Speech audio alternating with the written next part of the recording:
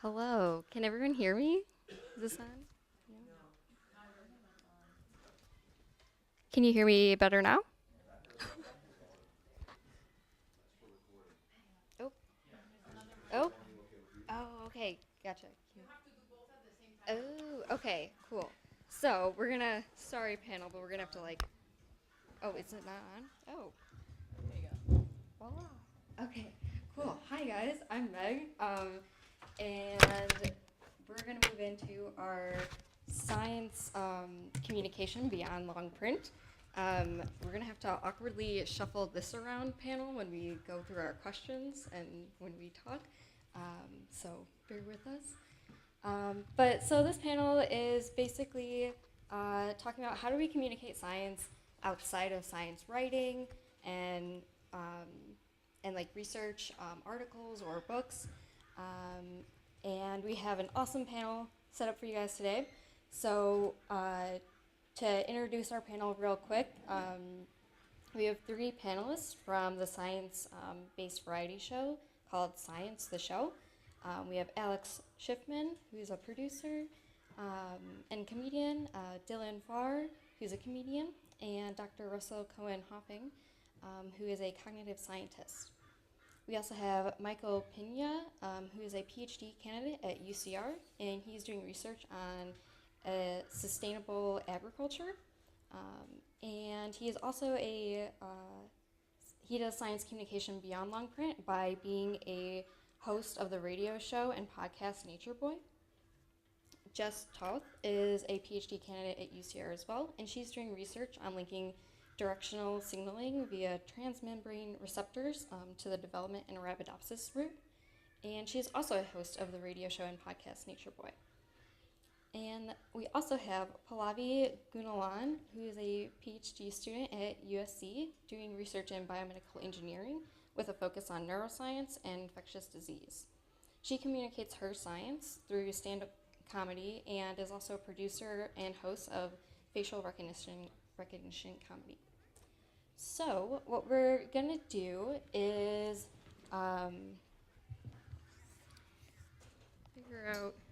figure out this cord situation, and then we're gonna have all of our panelists give more of a overview of what they do, who they are, how they communicate their science beyond long print. And if you have any questions during the panel, we have little slips of paper on the table for you guys to write down questions, and then later on we'll go around and pick up all those slips of paper, and we can also open up the discussion to the audience near the end too. But we also have some prepared questions for you guys today as well.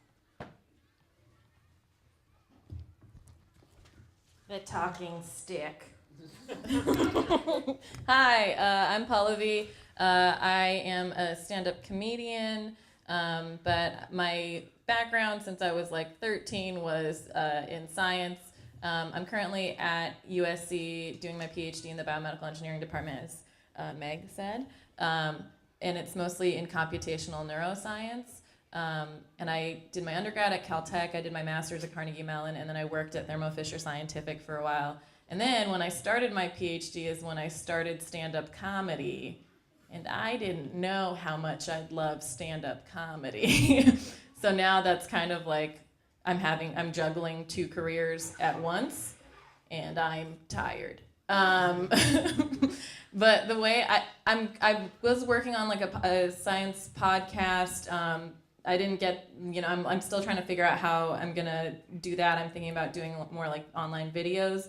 But in my other podcast that I do with 2 other South Asian female stand-ups, I sometimes have like science segments, and that's how I'll like communicate with them, and they act as like the lay person, and I'll bring in like whatever interesting topic we feel like is relevant to the guest or to that day. I'll describe how that mechanism works. And I'm also trying to work it into my stand-up, but I am having trouble making it relatable and also interesting to me at the same time, because right now I'm just angry. Like I'm just so angry about how people perceive science, because now that I'm surrounded by comedians, some of my friends are flat earthers. So yeah, that face. So it's like really hard to like be able to maintain your cool while communicating with people. So I'm trying to find different ways to do it, but I am the person in the Uber ride that has to explain to the driver why astrology should not always be followed.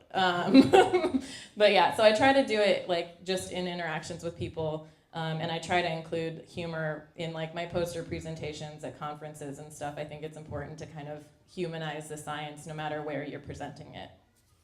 Is that good? Did I do it right? All right. Oh, okay. I don't know. We'll figure it out, I think. Yeah. Okay. So my name is Jess, and as we heard, I am a graduate student here at UCR.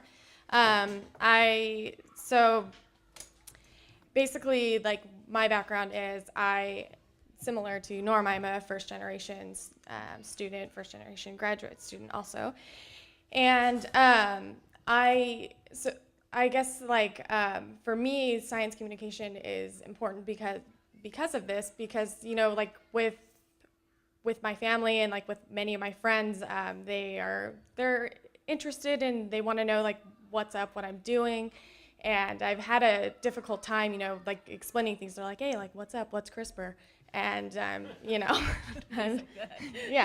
that's exactly how they say it, and so it's like I want to be able to actually like effectively communicate it to them, and sometimes it's difficult because when you're deep in it, you don't realize like what like the jargon that you're really used to, and so I had this opportunity to join Nature Boy.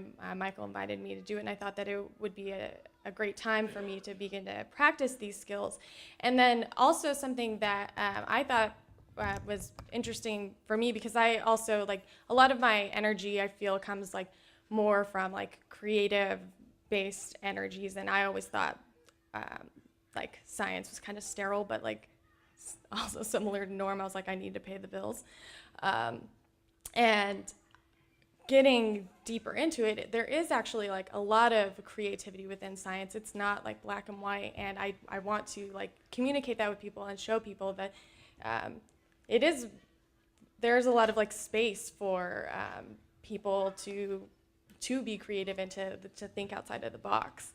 So yeah, that's what I'm doing.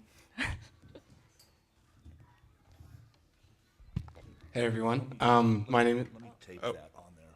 Okay. Since you're using this together, might as well just sort of. Innovative. I'm support staff. Okay.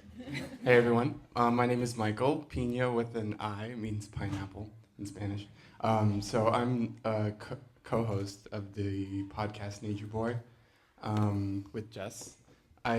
I'm a graduate student here at UCR. I'm in the botany and plant science department, and I research sustainable agriculture generally. We work with this stuff called biochar, which is like a charcoal that you add to soil, and I am looking to see if it helps legumes add nitrogen to soil. So I've always been interested in like food systems and sustainable agriculture. In my undergrad, I went to Loyola Marymount University in LA. And they were really big on like community service, so I had a lot of opportunity to volunteer, and I actually helped to start the community garden. So I'm nervous. I helped to start the community garden there, and it was helpful for me because it was like a project that could engage the community at the school in learning about food and where their food comes from, and also so I've just been like really passionate about engaging people with science and learning about food. And I'm also just really passionate about music, so I used to host a radio show there at LMU on the college radio station, KXLU. And yeah, when I got to grad school, I kind of missed doing the radio show, and I almost got involved with KECR, but I started this radio show, Nature Boy, just to kind of bridge my two interests. So I do play music on the show, but it's a science podcast, and it's not always my area of expertise, so it's like a learning opportunity for me as well, because we talk about different science topics, and it's been really fun. It's been like 5 years now. Yeah, it's fun. So I hope you get a chance to listen. This needs to go over your head. To Alex. Hell yeah. All right, I'm gonna do this for the three of us, just make things move along a little bit quicker. So I'm Alex. I'm the executive producer of Science the Show, which means I make these two do all the work for me, which is great. If there's any piece of advice I can give to anybody, it's to have a really solid team behind you so that you don't have to do all the heavy lifting. So Science the Show came about in kind of an interesting way. I've known Russell, it was so weird when she called you Dr. Russell Cohen-Hoffing, because I've known you since you were like 18, when you were very much not a doctor. I went to college with Russell. We've known each other for more than 10 years now at this point, and we've always been creative partners in a way. We were roommates. And then I know Dylan through playing Dungeons & Dragons. So, I knew he was a nerd. And Russell and I were trying to do this weird thing for my friends on a hike. We were down in Anza Borrego. Everyone was, not sober. And he was trying to teach a weird psychology experiment to everybody. And no one was there for it. But he and I were both like, this is awesome. This shit is cool. We want to do more of this. So we tried science-themed meditation walks. We tried a whole bunch of shit. And then we were like, let's do a show. I can't produce a comedy show, but I know Dylan, right? Dylan's an amazing comedian. And the first time I saw Dylan do stand-up was like such a breath of fresh air, because I've had a lot of friends in my life who are stand-up comedians, and then you see them do stand-up and they're terrible. And like, I don't know if I can keep this friendship going. But when I saw Dylan do stand-up, it's like, oh man, this guy's hilarious. We can actually like remain friends. So that's why you're still in my life. So we started doing the show because we wanted to, and we let the reason for it sort of foment, right? A lot of times people kind of start with a mission and then try to figure out how to make the show fit the mission. Instead, we started with a show, and we sort of found that our mission with the show is to demystify science as a thing, humanize scientists, which is something we're all going to talk about. We were talking about it on the car ride up, Pallavi and us, and really to inspire awe in our audience. There are a lot of reasons to communicate science to people. Policy is a major one, but it's not for us. We care about policy, obviously, but we figure that for us, it's really more about getting people psyched and excited, right? You're all here in this room because you're excited about science. You find it awe-inspiring in some way. But then the laymen who are here, we kind of need to be with y'all on that journey for it to matter. And so Dylan and I bring that perspective as laymen to like, how is this awe-inspiring? How is this cool? And then Russell's there to kind of help us drive that nail home. And also, we'll explain more how our show works in a little bit, but it's really for us about those three things: humanizing, demystifying, and inspiring awe. So come see us Thursday the 23rd at 2-Bit Circus. What's next? Where are we going from here? We're taking questions, right? So we have a bunch of questions that you guys have submitted when you registered for the event, and so we'll start like just a conversation basically. So our first question is, how do you share short but accurate information? Sure. So the first question is, how do you share short but accurate information? Right? That was it, Meg? Yes. I feel like for us, Russ is probably the one to talk for that, and then you can pass it down to the actual scientists. No, he is. Just before I answer that question, I just want to add, in terms of this panel being about science beyond long-form print, I think something to note is that the way that most people consume science in the world is through entertainment in some shape or form. And that, and so I think given that, that's one of the things that makes it really important to do this kind of science communication by reaching people through entertainment and entertaining ways, because it does influence people's belief systems and what they think about scientists. So anyways, I just think that's, if you're thinking yourself as like what route to get into science communication, entertainment I think is a very, very valuable way to do that. And I think how it, in terms of the question of how do you communicate short but not overbearing information, is through storytelling, really. I mean, that's the way I think most people do it in entertainment, is through some kind of storytelling aspect. So, you're using metaphors, using anecdotes. I don't know, do we have a good example from our show, how we've done that? So The one we did for last show. yeah, so I think short, I don't know, not tweet length, but within 10 minutes. How I like to do it in the format of our show is I actually make them do science experiments live on the show.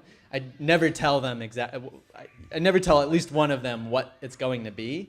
So for our last show, the theme was on the connection between the brain and the skin. And I had them recreate an experiment where people would try to communicate emotions just through touch, no sound, no visual. So Alex was blindfolded, and Dylan couldn't make any sounds, and he had to communicate different emotions just with He touch. kissed me. And that was love. Yeah, for science. 2 dudes making out for science. So the idea there was trying to using an experiment to try and communicate that there's these 2 different systems in the brain that are used to communicate different aspects of touch: emotional touch and discriminative touch. But we did that in under 10 minutes. But I think the game of recreating an experiment was entertaining in of itself, but I think also useful in communicating science. So. Pallavi, do you or anybody else? Do you guys want to? Sure. Yeah. So I think our show being like a radio show and a podcast is a little bit different than the comedy people, but I think we just try to have a really conversational tone to the podcast, and we just talk to each other the way that you would talk to your friend if you were trying to explain something about science that you didn't know, because we're not experts in a lot of the topics that we choose. Sometimes we do plant-related things and we can speak more about that, but most of the topics are not things that we're really familiar with. So I think that just trying to understand it ourselves and have a conversational tone is how we communicate short. What was the question? Short but accurate information, yeah. And we try to be funny, I guess, but we're not really that funny. I think we're pretty funny. Did you? Yeah, I try to use this sounds ridiculous, but I really like metaphors for conveying a feeling, because a lot of people's view on science is based in feeling, even though we might be more analytical about it. So for example, I was explaining what neural tissue is composed of, and I said neurons are the Beyoncés of the neural tissue, and then the astroglia and the microglia, which are supporting cells, are the Kellys and Michelles, right? They're just there to help Beyonce. We all watched Homecoming. All right. But that's I really like doing that with pop culture and with stuff that people can relate to by emotion, because then they'll have a better intellectual understanding of it. And I also think that whenever you're conveying, when I'm in my research, I need to be able to have a full understanding of how it works on, I need to be able to give an hour talk about it, a half-hour talk about it, a 10-minute talk, a 2-minute talk, an elevator pitch, right? So you need to be able to understand how deep to go based on your audience's understanding of science. So if you include details that are interesting to you, we were talking about this in the car. We talked a lot in the car on the way up here, you guys. It would have been a great podcast. That was actually the panel. No. But we talked about that. If you include details that are 2D for a 1D presentation, it's going to confuse people, and they're going to cling to those details that you might find interesting and understand, but know that it's not a important part of the discussion. So you have to really what you reveal to your audience is really important for painting that picture, because you might confuse them with too many things. But yeah, Beyonce, Michelle's, those are what I like to do.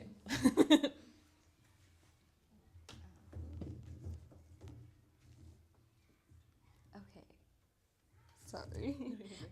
Okay, our next question is, how do you grapple with communicating science in a broad and generalizable way without looking naive but leaving out too much detail, and also without losing your audience by including too many details? So like, what's that balance? I accidentally answered that question just now. I jumped ahead. The one thing that I will say about like without looking naive is even like I used to tutor kids a lot, and I think that people maintain respect for you when you are willing to admit that you don't know. I think I've seen a lot of people, even in higher education and in the STEM fields, kind of bluff and pretend like they know what they're talking about, even if they're the expert in that field. And you lose a lot of respect for people that aren't willing to ask questions and to admit that they don't know. So I think like internally, like anyone, even if they're a layperson, they can kind of sometimes like feel when something's off. So whenever I don't have an answer for a question, I'm just like, I don't know, it would be cool to find out, you know, or maybe we can go to this source or we can do this thing. So it's, as long as you have kind of like the logical, like, you know, the critical thinking skills of like finding where to go, I think people will respect you and not think that you're naive in that field, as long as you are able to like show how you think rather than just random facts that you know. I like that we have to limbo every time we pass the mic. Yeah, for us, I mean, we were discussing this earlier. It's kind of more difficult to gauge this because we don't have immediate feedback with the medium that we use. We have a radio show, and we don't exactly have people immediately communicating with us if we are being clear. I sometimes, like, if we listen back to the show, I can kind of tell like that maybe you know, like we're getting in too deep or something like that. But then, like Michael was saying, we do like to pick topics that we kind of know nothing about, and then we just kind of try to figure it out. And maybe we do make some mistakes, but I think that we try to just like remain authentic and yeah, I don't know. Yeah, I think our moms are good barometers too, Yeah. because they'll tell us like if they're not understanding something about the show. So that's good too. And yeah, I'm not really afraid of sounding naive or looking naive on the show. I think that's kind of okay for what we're doing, because we're trying to learn about it ourselves and hopefully teach other people about a little something about it, whatever topic we're talking about. You have Next question. For us, we always sound naive, and like that's the point.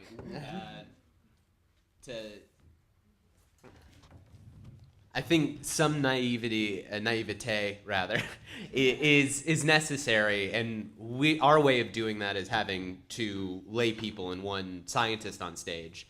But that if your audience is naive, they need to be able to. Naive is pejorative, but if they are coming from a place of not knowing, they also need to feel themselves represented. And it's pretty important to avoid talking down if you can, right? And so having the two of us, and like Dylan is a really good straight man sort of for Russell, like to be like, what?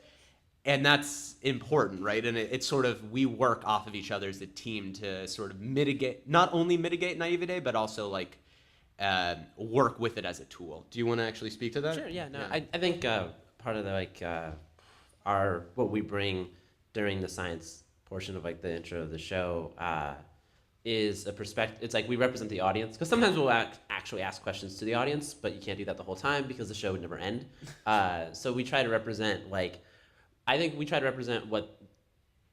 a sincere curiosity of our audience members, and try to bring that on stage and behave in a way that's like, how do we keep this conversation going at a level that I'm understanding and that presumably everyone else in here is understanding. I usually assume that most people are just smarter than me, so I'm just like, let's do it. But I think that's how we try to tackle that. Is like we're the bridge for that conversation. Yeah.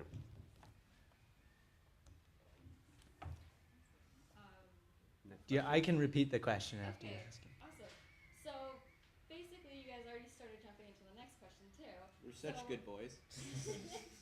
How do you balance humor and describing ideas without dumbing things down? And how do you do this without being condescending? So the question is, how do you use humor without being condescending or dumbing things down? I mean, I've been talking a lot. I'm happy to answer that. I'll just say, I think like humor, coming to this as a scientist, what really drew me was actually being in these settings in contrast to being in classes and teaching classes, where it's like so hard to get, like you really have to try hard to get your students involved and engaged and asking questions, and I would try to do that, but once you start using humor, it's just somehow, it's like the little magic it's like a little magic to get people so engaged and, laughing and comfortable. And so I've just noticed like that's just something that really I find as a scientist really great, is like, it's the best classroom I've ever taught to, is being in this, kind of humor setting. Quick. So I told her I was going to say that she had to leave, but Angela, who here knows Angela Mancy Porter, she is one of our former guests. She's a terrific guest. Barely had to coach her at all about her speech. And she was explaining sort of the basics of microbiology. I'm sure I will mess it up if I try, but she brought in a really funny metaphor to try to talk about like the fact that there are no good or bad bacteria. And so she could have said something just like, well, if you get a bacteria from this place into this place, it'll do something that it isn't supposed to do. And instead she was like, well, it's like if you put a bear in a skyscraper, right? Bears belong in the woods. They're not bad. Bears aren't bad. Bear in a skyscraper is going to wreck shop.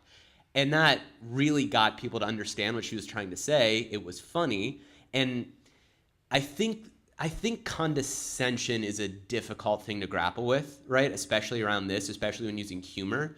If you aren't making fun of people, I almost don't think you shouldn't think about condescending when it comes to humor, right? Because humor is, if you're trying to combat something, right? We were talking about flat earthers, other sort like anti-vaxxers, some directly anti-science and dangerous things. Like, yes, then you're sort of edging into the condescension territory, but maybe you need to, or maybe you leave that to policy or to people like Pallavi who are gonna cut people down.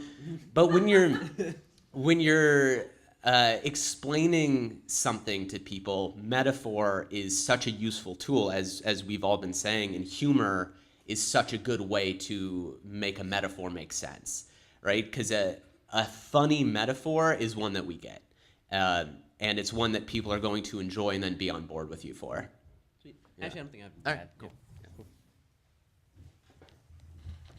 I also think, just to add to that, like in terms of being funny, like you can also have like some amount of like self-deprecation, like in your humor. Like you can be open to like there can be some condescension, but it's like take yourself down a couple notches. You don't have to take yourself so seriously all the time.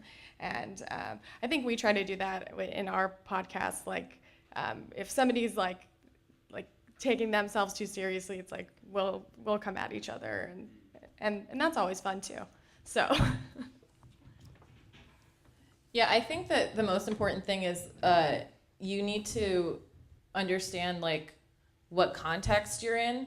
When I'm describing my poster presentation to a scientist, I'll use humor just to engage them more. It'll generally be self-deprecating, just naturally, because I feel that way. But then in my stand-up, like I was saying earlier, I have like angry parts of my stand-up that are about flat earthers and that are about people who believe in astrology. But I've already been self-deprecating and showed my hypocrisy at the beginning of my set. So I put that more in the middle, and then I've already like been able to relate to people. I have people, like I live in LA. I have entire audiences that believe in astrology and still laugh at these jokes, making fun of them, because like if you take shots at everyone, as long as it's not like an oppressed group or whatever, people are still gonna be able to laugh at themselves. So I think like any type of humor can be used as a tool. It's just you need to know when to use it.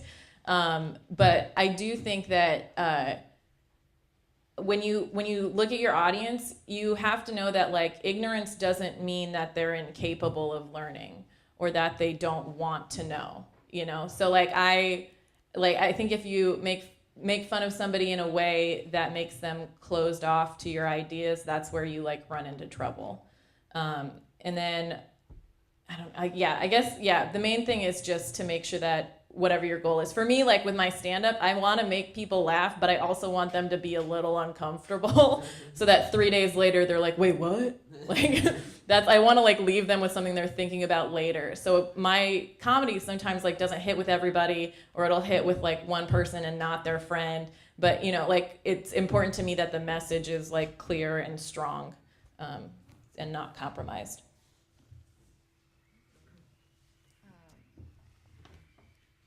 Sorry. Okay, so our next question is, how do you balance working on comedy and research for those of you who are currently in PhD programs or formerly in PhD programs, and also for you guys, how do you balance working on the podcast as well with your research? You guys, my professor is so mad at me right now. He's so pissed. I should not be here.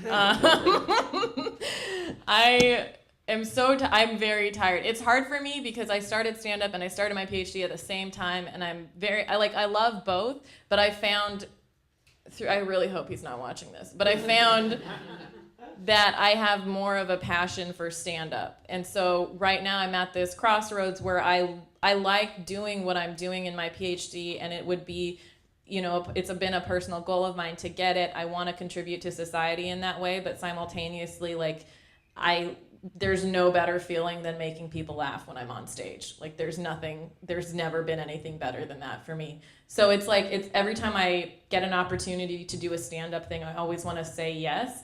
But there have been times where I've had to schedule it so that on weekends I really focus on comedy, and during the week I just have to ground myself and stay home and work. I also bring homework to comedy shows. I've gone to the Comedy Store and just spread out my work and just studied, and it's fine because it just leans into my brand, you guys. They're she's the nerdy one. That's what she's supposed to be doing. But it's really hard to balance it. And I think you just have to set boundaries for yourself and also take care of yourself physically, which I'm just starting to do. But yeah. For us, we only do our podcast once a month, and so it's a lower time investment. It hasn't really taken too much out of my program time. I don't know about you. I mean, yeah, we're both 6-year grad students, so maybe we're not that balanced either. But yeah, it's a pretty low time commitment for us. And I don't know, for me, it's something that I'm really passionate about, communicating science to people that don't know it or want to learn more. I want to be an educator after I graduate, so it's something that's important to me. So yeah, I like doing both. I could be faster at writing my dissertation, but I'm having fun, so yeah. For me, actually, the way that I got involved in science communication was so I'm actually a UCR alum, and I did TEDx UCR for the 6 years that I was there. And so my training was mostly trying to figure out how to coach speakers to give better talks. And that was really it was, like most things, there was crunch time. And there wasn't a lot of time commitment other than around crunch time. But yeah, I think however much you can put in during your PhD program is going to rack up over the 4 or 5 years that you're here. So whatever you can do, even if it's minimal, even going to events, going to conferences like these are I think helpful in any shape or form. And just as you consistently do them, it'll come to fruition at some point, I think. Oh, really? Yeah. I do not study science. Yeah. Well, I mean, that's for us. It's work with other people, and that goes back to team building. So if it's stand up and it's just you up there, it's kind of difficult to really build a team. But since we produce a show and we bring in other people, we do a lot of varied things. it's about having a solid team around you. So like Russell doesn't have to do it all. Dylan doesn't have to do it all. I don't have to do anything. And it's really nice. So find people who share goals that are either the same or adjacent to yours, and work with people you really love and respect working with. And you can do so much more without taking on nearly as much work. You'll still take on a lot, and working with people you like will like inevitably snowball and make you want to keep working and doing more and more and more, but you're still able to carry a bigger load with a team behind you. Yeah. I'll repeat your question. Yeah. What strategies do you take to emotionally engage your audience and also to just captivate their attention? So the question is, what strategies do you use to emotionally engage your audience and captivate their attention? For us, obviously, humor is a big one. We try to keep people laughing. We try to use sort of the dramatic tension of people not knowing. So like the charades Russell was talking about, the other things that we do to mess with each other on stage is funny, but it also has kind of a dramatic tension of like what's going to happen, right? And that keeps people riveted. That's pretty much the basis of drama. Sure. So which one should I use? The first one with the microbiome we did for Dylan? Is that a good example? Sure. Okay, so the first time we ever did this style, like we'd been doing a show for maybe 4 months. This was actually Angela's show with us.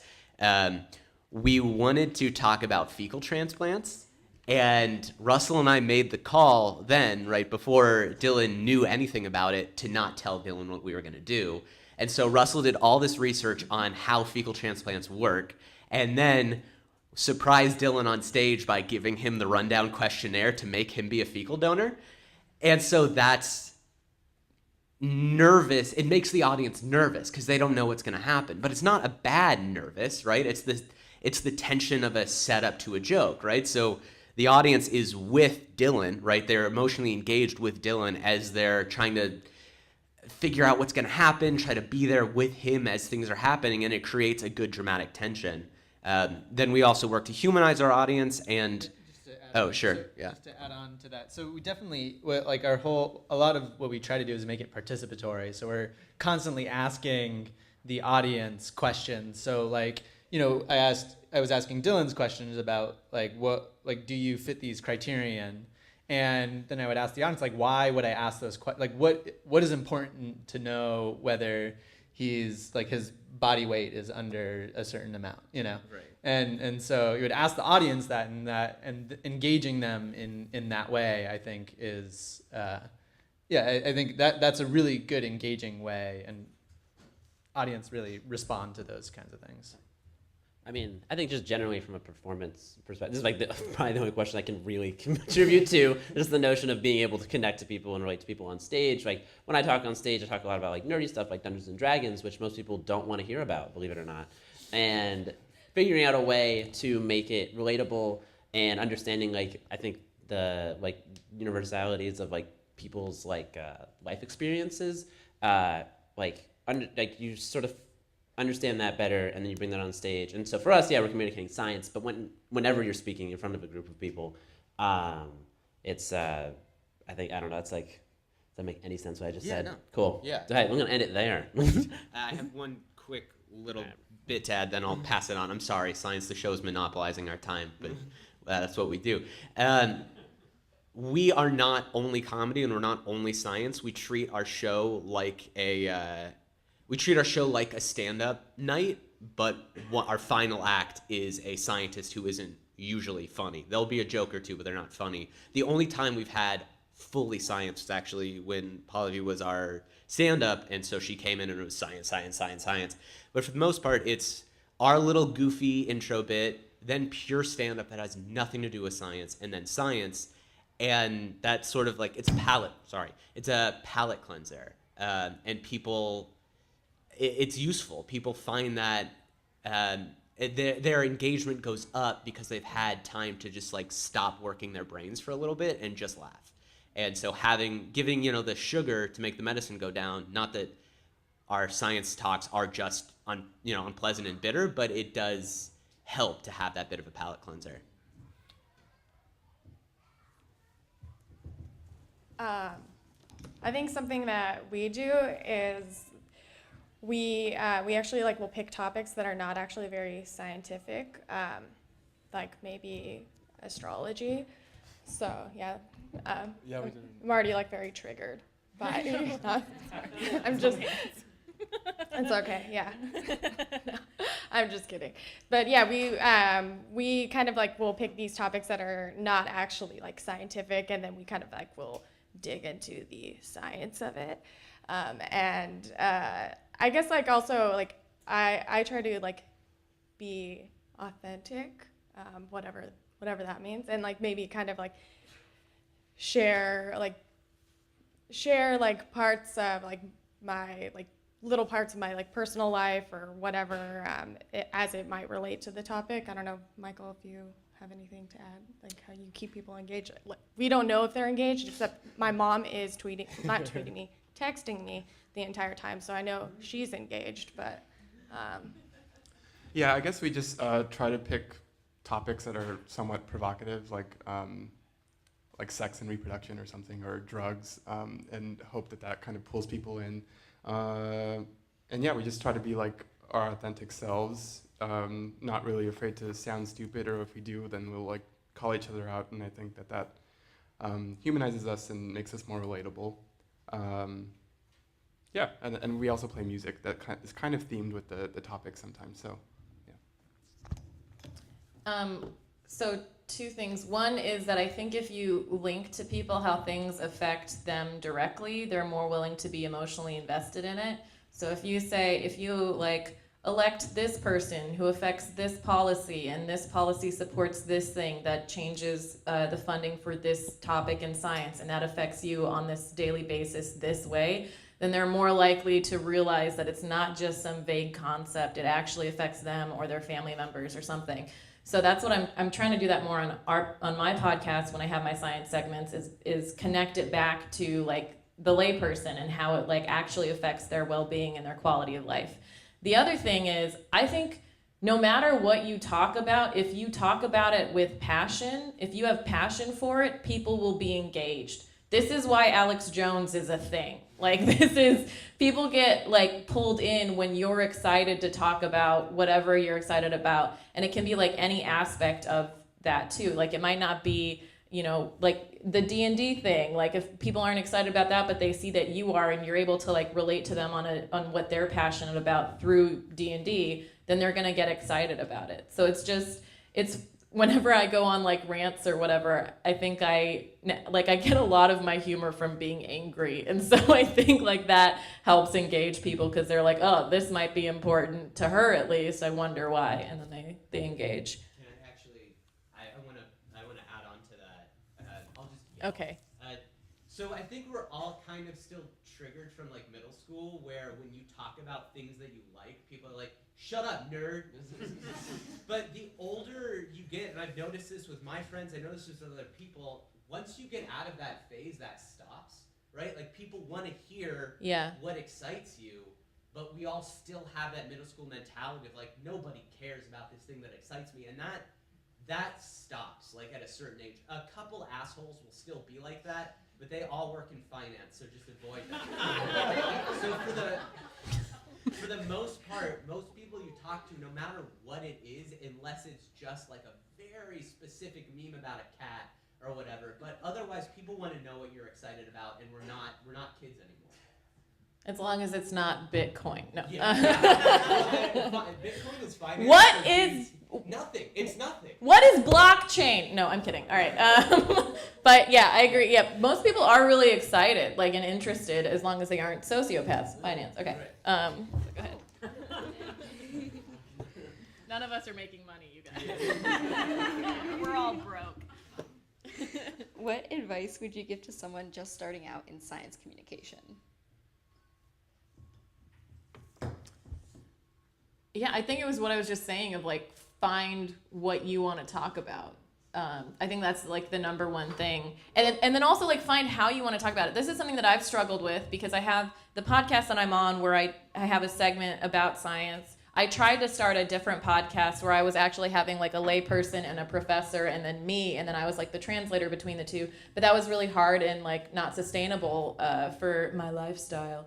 But now I'm like, okay, maybe I'll do like Instagram videos, because I'll go to conferences and I'll go to neuroscience conferences and I'll do like Instagram stories, and I'll post like just random slides with facts, and I'll translate it into like a pop culture reference with a joke, right? And then in between I'll be like trying to find my husband at this conference, right? So I'm just like intermingling like actual science facts with jokes, and I get a lot of response from my comedian friends who were like, what? I didn't know you used more than 10% of your brain, like and like myth busting and all of this stuff. So like I'm trying to find what platform works best for me. I feel like it's stand up, and then also like those short things, because that's sustainable. So it's hard to do something that you're passionate about in a way you don't like doing it, because you have to do that thing on a daily basis.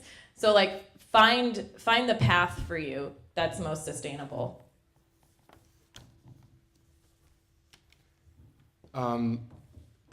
I think that you just, sorry, what was the question again? Starting. I think just do it, and keep at it. So like, I mean, I didn't have any listeners when I first started, and that we gradually grew. I think you just need to, if you are passionate about it and something that you like doing it, and you keep doing it, people will eventually pay attention. Yeah, and like even if they don't, I mean, I've just been finding out that people are paying attention, and I'm shocked. But I just have, continued to do it because I enjoy it, and yeah. So. Can I say one more thing? Mm-hmm. Also, I know I sound mean, but like, don't limit your audience, right? Like we were talking about having people that like disagree with us on Facebook, and a lot of people will unfriend them. I grew up in Utah. Like I have a lot to deal with on Facebook that I disagree with, but I don't unfriend them because I know that I'm the person that they're exposed to that's living the way I'm living, and that is who I am. You know, like they probably don't have someone who's got my perspective on their timeline, but if I'm on there just being myself, then they are exposed to me. So like I do think with science, especially because people's lives are on the line, it is very critical to not completely cut yourself off from these bubbles that everybody is in, right? Like those are the people we have to reach. They do affect policy. They do affect, there's a measles outbreak in LA right now, you guys. Like you have to reach those people and convince them that what matters to you is important to them as well. I'll just say, that there's just one is that the community of science communicators is so incredibly friendly and helpful. Like we went to a conference a couple weeks ago at UC Irvine that was put on by the National Academy of Sciences about science communication, and everyone there is just so supportive and interested in helping pursue the mission of science communication. So I think like for me, when I was first, I didn't call it science communication, but I was involved in science communicating. I didn't reach out to other people a lot to, go on podcasts or go, do some outreach at a school or what have you. But like all the opportunities that you can get in terms of practicing science communication, I think are useful. And if you need to convince your advisor, I think trying to say, like, I don't know, there's like, they have grad slam at UCR, like that'll get you money. I think your advisor would support that. But also it'll help in terms of your own science. I think I've found that by by teaching, you also get better at understanding what you're doing. So I think using that as a line of reasoning to convince your advisor why it's useful is because it'll make you a better scientist. I mean, I'm so loosely connected, but I mean, we're part of the show, so we're science communicators. I think one thing it comes to when any kind of performance in front of any sort of group of people is just not, don't give up, but really don't. Like, I've run shows where nobody shows up. Pallavi was there. It's a blast. Yeah, thank you. But then there's a show like this, and I will say the science communication community is like exceptionally supportive. Like some of the best audiences I've interacted with, because I think what it is like, it is such a real, sincere desire to just learn more and like engage with people who have like a very different life experience, very different knowledge base. And so, yeah, definitely don't be afraid to just like go for whatever weird thing you want to do. Also keep it weird. I'm so down for like weird science stuff. Like, I think it's just a matter of like, you know, like don't feel discouraged or nervous about it. Cause I don't know, it's just relative to my other performing experiences with like, you know, stand-up comedians who are like some of the worst people on the planet. It is a really cool environment to engage with. Yeah, I mean, I have to second everything that everyone said. Definitely keep it weird because that's what you're passionate about.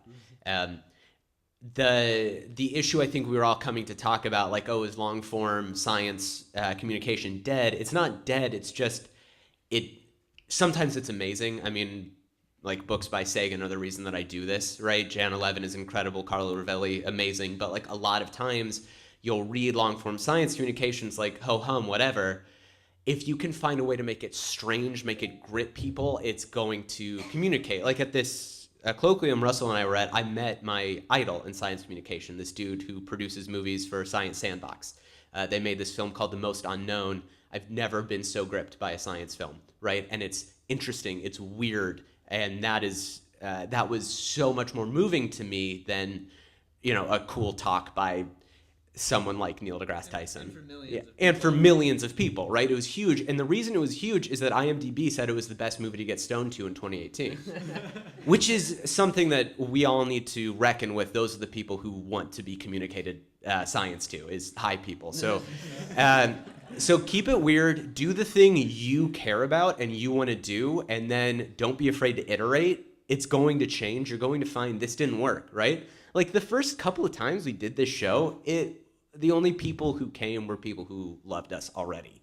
But it's gotten better and better because we let it. We let it like change. We fell down. We got our bruises and we're like, well, this would be fun if we did it this way instead. And then, you know, you gauge your reactions. If it's your mom, you wait to see what your mom says. For us, we get a laughing audience. So what do they say? And you wait and feel as it changes. So don't be afraid to try new shit. Don't be afraid to make mistakes. And then, I know I've said this like 4 times now, but build a team. Even if it's a podcast, build the people you want to podcast with. If it's just a community, build your community. Like, you're part of our community now. We're going to keep doing shows together forever, right? So build a team of people you want to be around and support each other and just keep failing until you fail spectacularly and do something cool.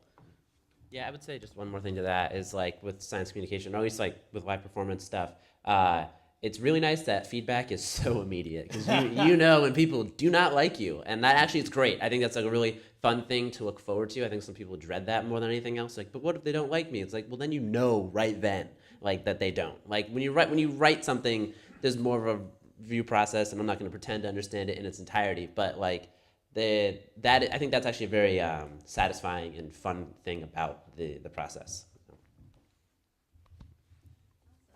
Okay, now we're going to open it up to questions from you guys. If you wanted to write anything down on paper, we can come around and collect them. But if you also just want to like raise your hand, and we can just take questions.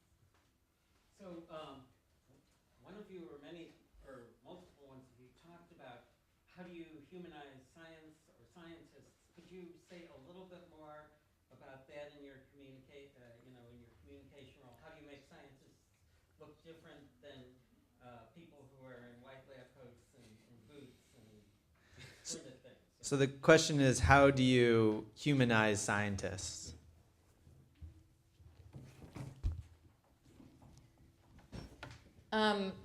I think this is like we were talking about this in the car where we have all our discussions. We live in Alex's car now because we're stand-up comics and we're homeless. No, but I think this is like a really important thing because we're talking about how people feel that like science is so unattainable because they think it's so special and it's so different. And it is in how it impacts our understanding of the world and how it betters our lives. But in terms of like technical ability, like I would like to think that anyone given the right amount of resources or time can learn to do it, can learn to be a scientist. But But I think people feel like it's so special, so then they want to feel like they're also scientists, even if they're not. They want to like have that authority to speak on it, which is what you were talking about earlier.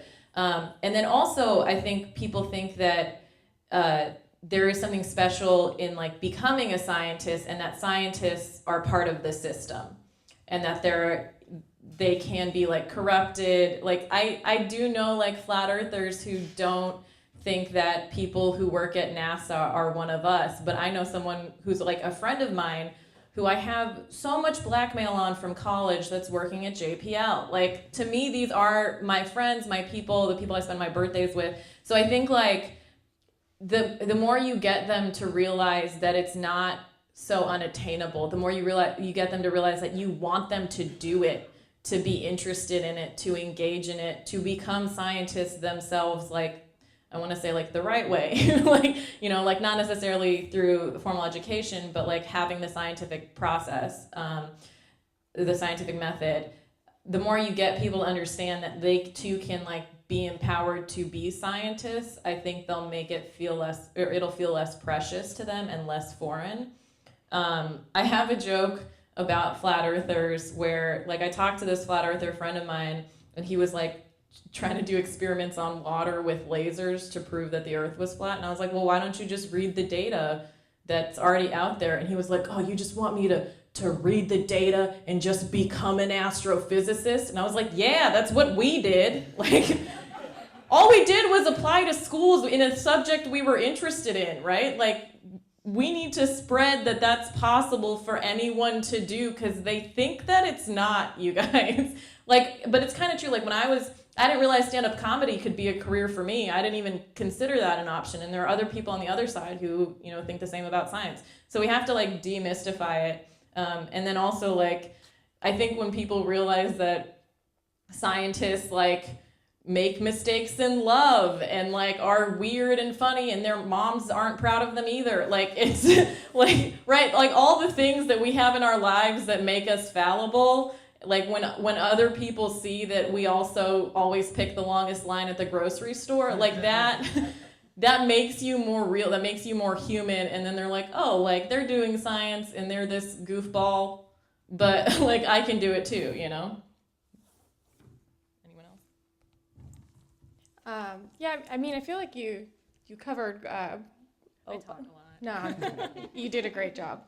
Yeah, like I mean. I like the idea of like communicating that.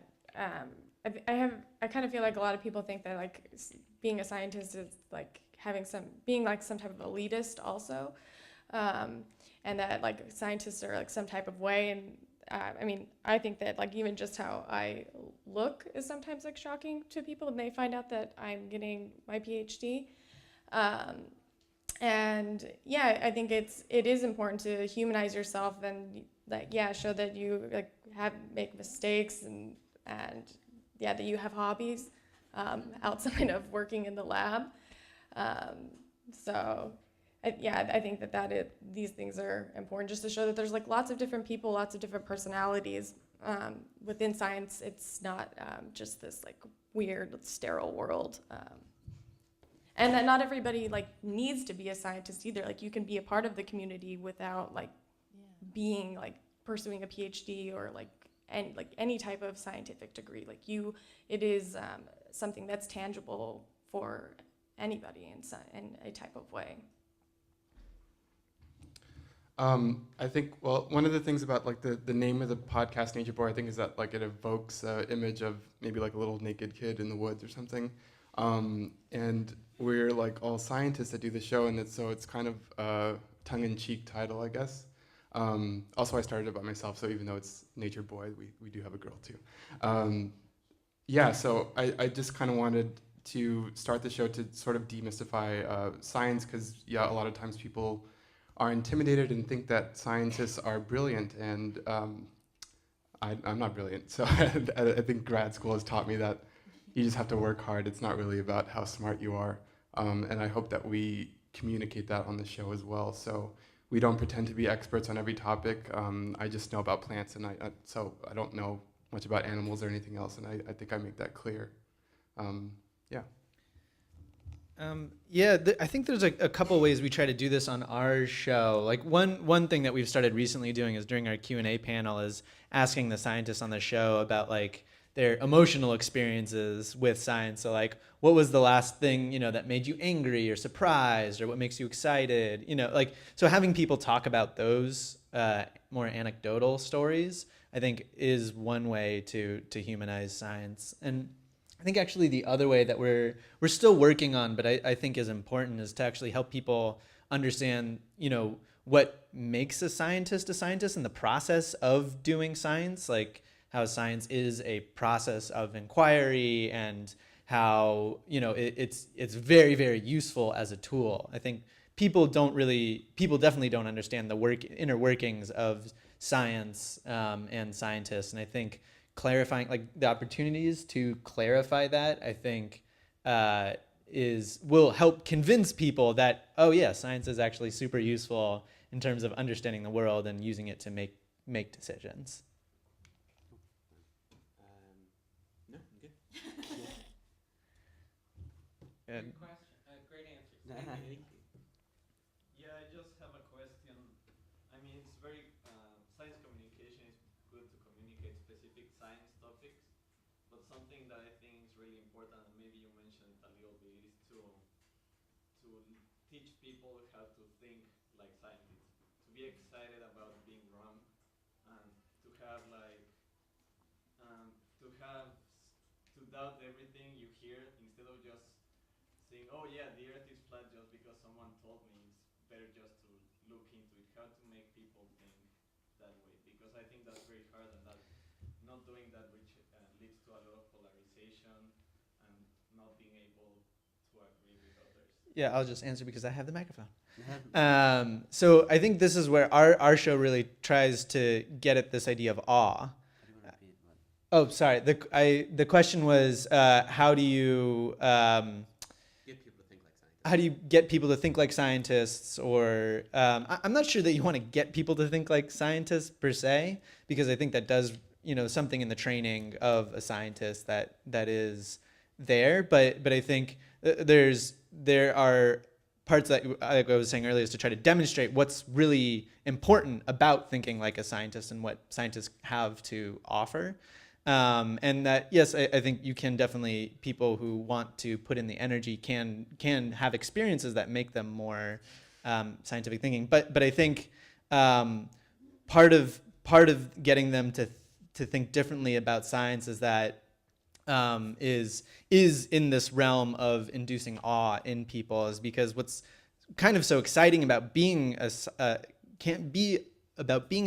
is that you're on the edge of discovering what's known. So much of what we do as scientists is like intuitive based, and like, well, I think we should do this experiment this way and in this specific parameters because that's kind of what my intuition is, and we have some reasons for it. And so I think, again, presenting, having people understand that like science is very exciting and a creative thing because we are on the edge of knowledge to some extent. And so I think, getting back again to the answer to your question about getting people to think like scientists is one part understanding what scientists do.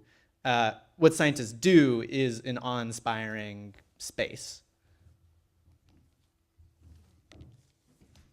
I disagree a little bit with what you said about the intuition part, because I feel like now it's intuition for us, but I think that's like after so many years of training, right? Like it's intuition based on the scientific method. And I think that most people, like, they don't have that intuition, so they don't know what questions to ask and they don't know what sources to go to. So they're asking a lot of questions. They are getting skeptical. They're skeptical of scientists and the system, because I have friends that are like, well, I always question the source. And I'm like, well, you don't know what sources are valuable. You don't know what Nature is or PubMed or what, like they aren't aware of those things. And so I think the average person, like, it's really hard for them to read a scientific paper and understand what's come out of it. But I think there is space for science communicators where that is, like, lacking. Because I think there are all these articles that are like, that summarize in a headline, drink wine every day and you'll be healthier, you know, like, and those articles keep changing. It's like, eat chocolate, don't eat chocolate. And it's like, I'm gonna keep eating chocolate. But, but like, so I think that's the space where science communication needs to come in, is like, you have to like take the facts and then like create a popular space for people to understand what those mean, because they're not gonna be able to know what sources to go to. Like, I think you can teach them the process a little bit. You can teach them, kind of try to give them that intuition in a more absorbable way, but it takes a long time to develop that intuition. So you kind of have to like bring it up a level and be like, hey, we got the sources from here, this is what it says, and these are the questions we asked because of these reasons. Because they just ask a lot of questions because they just don't know where to go. But it's natural. But sometimes I do offend people. And a good part, like the comedian in me, it's like anyone should be able to say anything ever, but it doesn't mean it's gonna be funny. You know, like you're going to get a reaction. Like we talked about earlier, you're going to get a reaction immediately from the group that's in the room, and they're gonna tell you if they don't think you're funny. And you have to figure out a way to dig yourself out of that. So that's like years of just performing and like figuring out how to connect with people and how to get them to like relate to you. And you can, like yesterday I was doing a show and I was making fun of everyone, but they liked me, so it didn't matter. Like as long as you connect with people and they know that you just want them to like enjoy the show, it's gonna be okay. Yeah. Do you have anything? We don't really do very much comedy. We just like try to make things funny, I guess, in conversation. So we don't really run into these things. One of our other co-hosts, though, took some improv classes, and he thinks he's a comedian sometimes, and he will make inappropriate. He's less comedian now than he was before he took improv classes.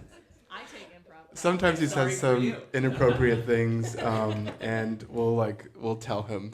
I think, yeah. Yeah, I feel like we try to dilute them out sometimes. Like when it happens, it's like, oh my gosh. Yeah.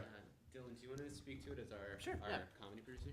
No, I think Pallavi was getting to it. Like, it is definitely an experience thing where you learn, well, presumably you learn what that line is for like where people feel comfortable, like with what you talk about necessarily on stage. Like there's certain topics. So it's hard for me to speak on because like a lot of my comedy is like pretty dumb. Like it doesn't have like I think a lot of comedians are like the dumbest people who think they're smart, because there's often a false association with the fact that you made a joke, therefore you are smart. Just not true. It's just not. And so I think it is important to balance like how often you're making jokes when you talk and yeah, like punching down it's not that you can't do it. It's just it's very hard. And I think a lot of people, they like want to jump to like, oh, I want to do the tough thing first. And I'm like, you don't have to do that first. There's so many ways to be funny that like the bear in the skyscraper thing they were talking about, hey, and Angela's here now. That's awesome. That's not hurting anybody. Like and I think it's a very funny and it's very poignant and it's very useful. But it just takes, I mean, I've been doing comedy for like 4 or 5 years, and it's like, which isn't even that long, relatively speaking. And I'll still bomb like so hard, just so hard. And you just need to expect that and be okay with that when you try to be funny. And I think with science communication, at the end of the day, especially with our show, the goal is to have people learn something. So as long as you keep that in mind, even if your jokes maybe don't go well, and be respectful of feedback always. Like, I mean, everyone's going to give you an opinion about whatever dumb thing you said on stage, and you have to be able to parse what was useful and what wasn't, but just be open to it, because if you get cagey about it, then that's going to be way more detrimental to anything you do. I hope that was useful. Sort of one jumping off of what Dylan said is that humor, there are a lot of subconscious ways that it relies on stereotyping, but there is also plenty of humor that doesn't have to rely on stereotyping at all.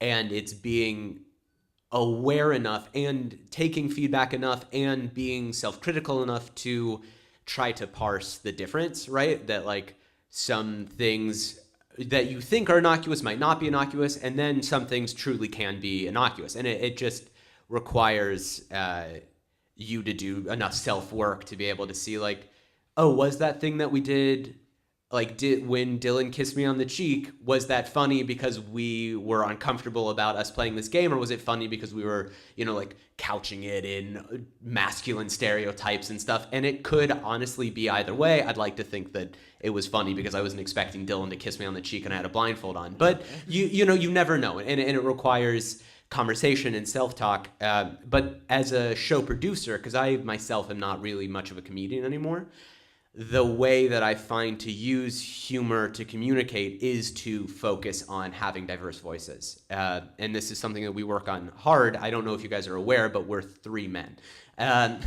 So we work pretty hard to try to make sure that the guests that we bring on don't look like us as much as possible. And that's not just because we want to be, you know, woke. It's also because it communicates to our audience better. If we have a bunch of diverse perspectives coming from diverse places, they can make jokes that, not like, oh, you can make a joke I can't make because I can't say those words, right? Like that's a stupid way to come about that, right? It's that you have a different experience than I do, so you can make a more informed, more interesting joke about something than I could. So that's one way to try to use. One way to not guard yourself like you're trying to fight the demon of diversity, right? It's one way to try to use diverse perspectives to make your humor hit more audiences. Yeah. All right. I also I run 2 shows. I produce 2 other shows. One of which is with all South Asian and Middle Eastern women, and then we have like a guy host because we don't want to do that work.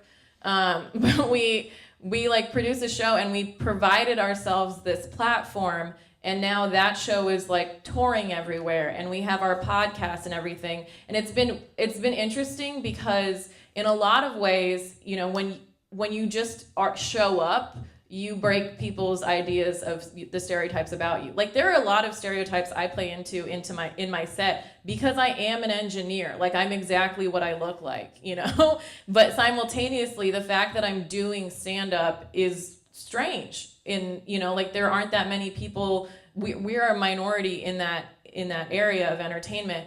And so like when I think the biggest thing, as you were saying, is like creating platforms for yourself to be seen and people like yourself to be seen when you are an ethnic, you know, when you are like a woman, when you are LGBTQ, and also enabling that as an ally for other people. Because the more like spaces, I just honestly just feel safer and like more relaxed in rooms that are run by people of color, women, LGBTQ people. Because I know that like if something happens, if somebody's inappropriate, that's gonna be addressed in one way or another. I've been in many rooms that have been run by white men where a lot of stuff happens and it's not okay and nothing is addressed. So it also in stand-up it's like a safety issue. So I think like definitely what these guys are doing is amazing. They're bringing in all these different voices. I'm like running shows, like the more you put the podcast, like the more you put yourself out there and the more you let your voice be heard, the more people will understand what is and what isn't okay. You know, I've learned so much from Black Twitter, you know, like you have to expose yourself to people that you're not always surrounded by or, you know, didn't grow up with or whatever, or you won't learn what is and isn't okay to joke about with them. And everybody has a different limitation too. I think we're out of time. I know that it's 5 minutes to break, but some people might be hungry and then we're kind of smelling the food all the time. So I know that there were some questions in the bowl. We will hold on to them and then make sure that our panelists get them and keep in touch with all of you. I don't know if people wrote their names on. No, probably not. There's only 2, right? Why don't they just come and talk to us? There's only Yeah. Okay. Yeah. So contact people, socialize because this is what it's all about. Yeah. And yeah, let's break for our lunch and be prepared for your speed dating exercise.